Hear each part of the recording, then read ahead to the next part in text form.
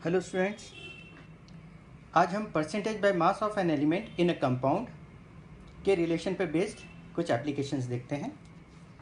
सबसे पहले तो हम ये रिलेशन क्या है उसको समझें और फिर इसके एप्लीकेशन की बात करते हैं। से एलिमेंट ई है तो percentage by mass of an element से E in a compound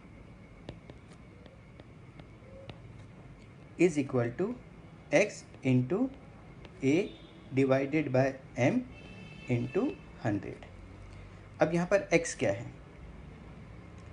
x is equal to number of atoms of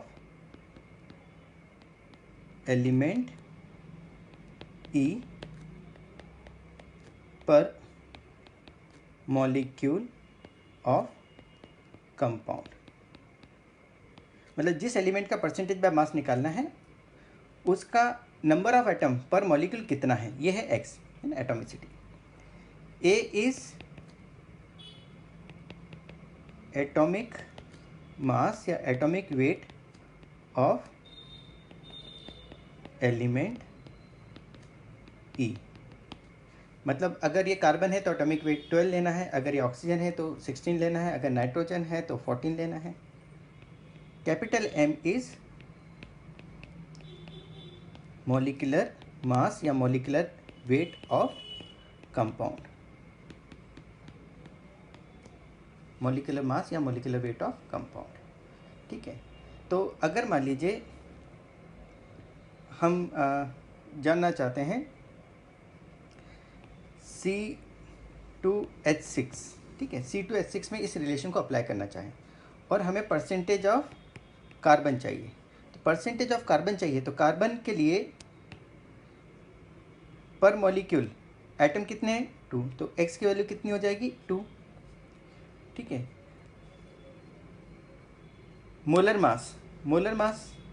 atomic mass of carbon कितना है, 12, और molecular weight of the compound C2H6 का कितना हो जाएगा, 12 इंटू 2 24 प्लस 6 यानी 30।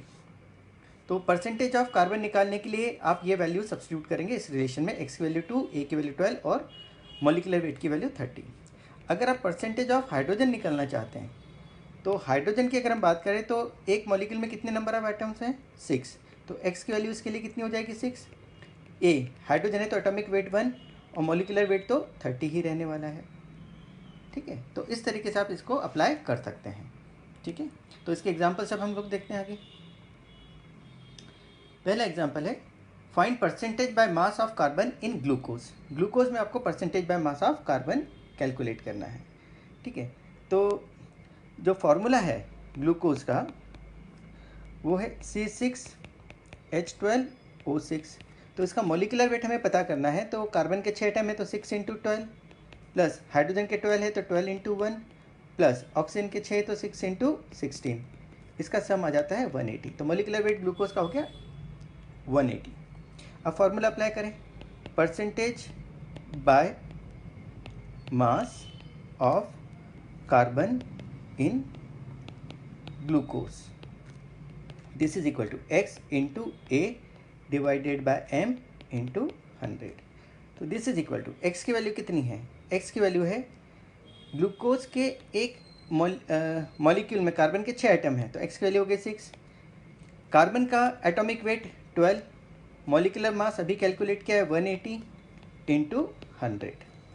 तो ये 0 से ये 0 कैंसिल हो गया, 3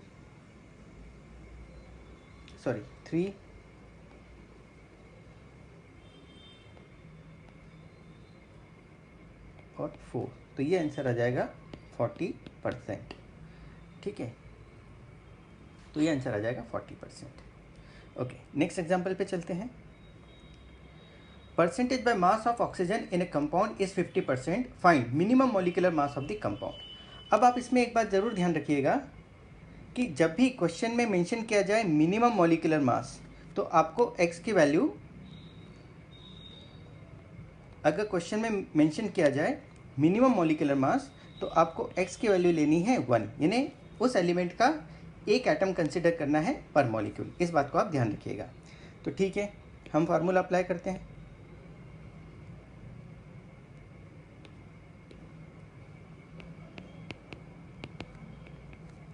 तो percentage by mass of oxygen इन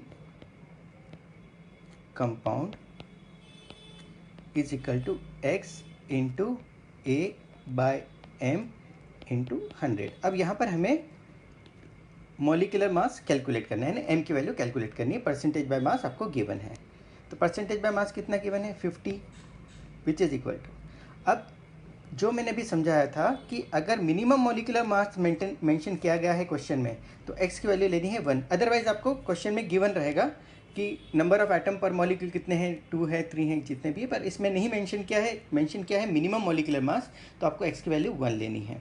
ठीक है, तो 1 इंटू एटॉमिक वेट, क्योंकि ऑक्सीजन है इसलिए 16, अपॉन मोलर मास पता करना है इंटू 100। तो मोलर मास हो जाएगा 16 इंटू 100 अपॉन 50, तो ये कैंसिल हो गया 2, तो दिस इज इक्वल टू 32। ये हमारा आंसर हो गया इस क्वेश्चन का। Okay, thank you very much.